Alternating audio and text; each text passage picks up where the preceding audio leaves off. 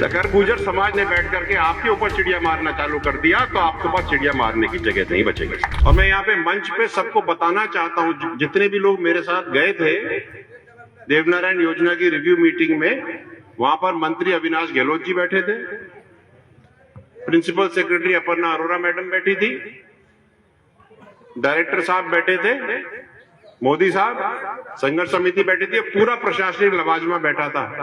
और जब हम लोगों ने अध्यक्ष जी से प्रश्न किया कि साहब आप ये काम क्यों नहीं करते हो, तो उन्होंने कहा मेरे पास तो डीजल के लिए पैसे नहीं है, गाड़ी नहीं है, मैं चलूं तो कैसे।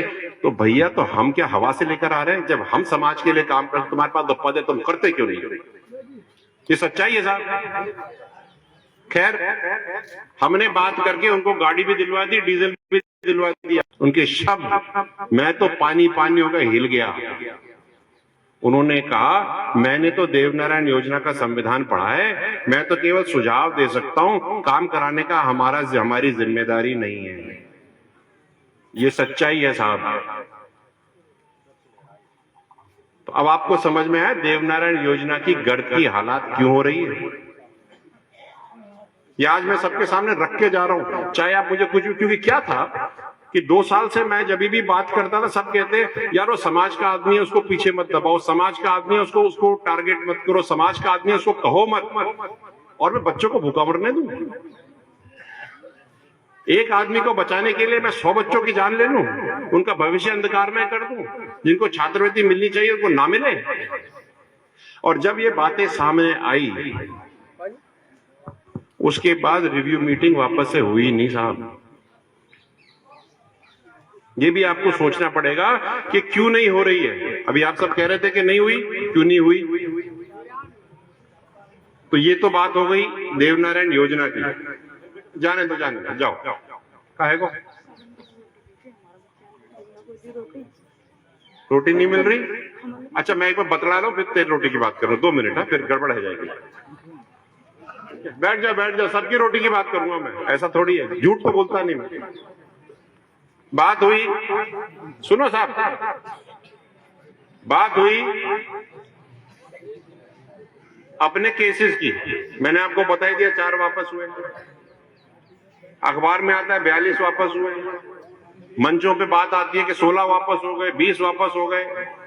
मैं कभी भी मंचों से ये बात नहीं करना चाहता था, क्योंकि जो गृह मंत्री हैं वो भी अपने समाज के अपनी संघर्ष समिति के हैं, लेकिन मैं समाज से झूठ तो नहीं बोल सकता, सच तो बोलूंगा। दाई से पेट छुपा के तो मरता ही है आदमी। तो सच्चाई ये है साहब, सच्चाई ये भी है कि जिस तीव्रता से सरकार को हमारे काम करने चाहिए थे वो नहीं हो रहे हैं। मैंने थोड़े दिन पहले जोगाराम पटेल से पूछा, जोगाराम पटेल जी जो समिति के अध्यक्ष है, मैंने पूछा कि साहब अपनी जो बात हुई थी फोन पे उसका क्या हुआ, आप कब कर रहे हो? आपने 7 तारीख को घोषणा कर दी थी, प्रेस में आ गया था नोट, तो उन्होंने मुझे निवेदन किया मुझसे बात मत करो, जवाहर जी बेगम से बात करो। ये सच्चाई है साहब। तो हम तो उनसे भी बतला लेते, लेकिन काम तो हो। इसलिए आपकी बात मैं मानता हूं कि हमें समय सीमा देनी चाहिए। आपने 15 की दी, हम थोड़ा सा दिल बड़ा कर लेते हैं, उसको 15 की जगह 30 कर दो या 20 कर लो, तुम्हारी मर्जी। मैं आप सबके यहां, आप सबके आशीर्वाद के साथ जो मंत्रिमंडलीय कमेटी है उससे मैं निवेदन भी करता हूं, रिक्वेस्ट करता हूं, समाज की तौर से और समाज की तरफ से, समाज से आदेशित भी करता हूं कि समय रहते 30 दिन में आप जितने भी कार्य आपके करने हैं 7 बिंदु वो करें। जो आपने 7 अगस्त को जो घोषणाएं करी हैं, इसमें पहली घोषणा आपने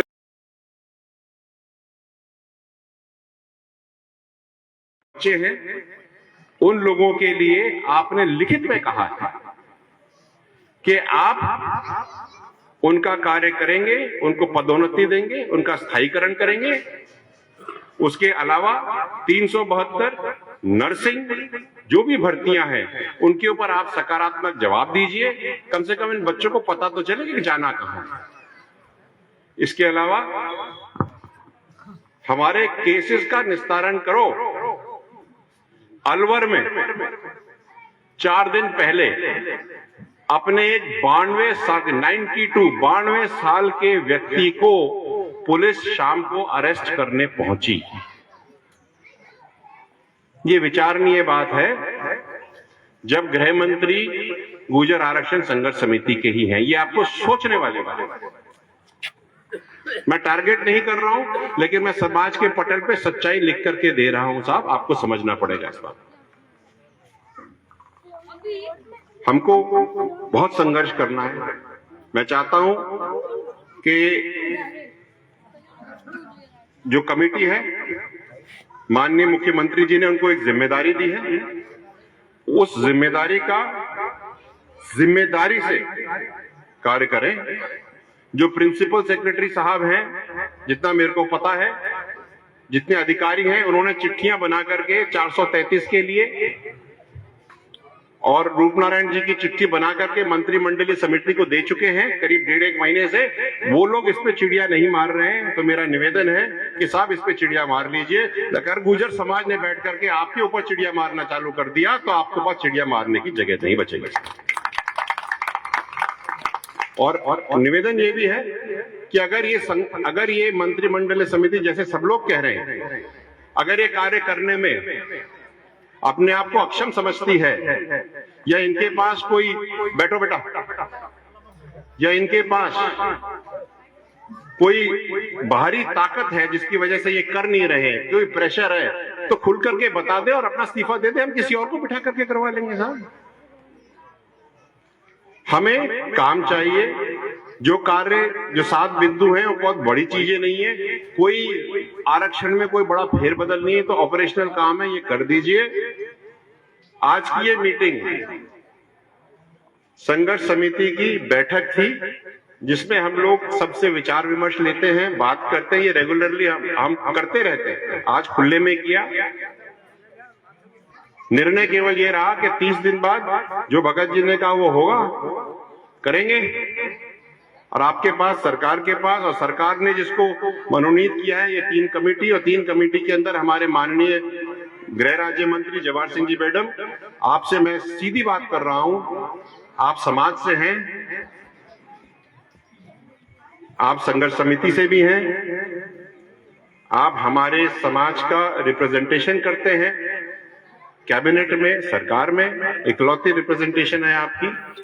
आप ये काम करें,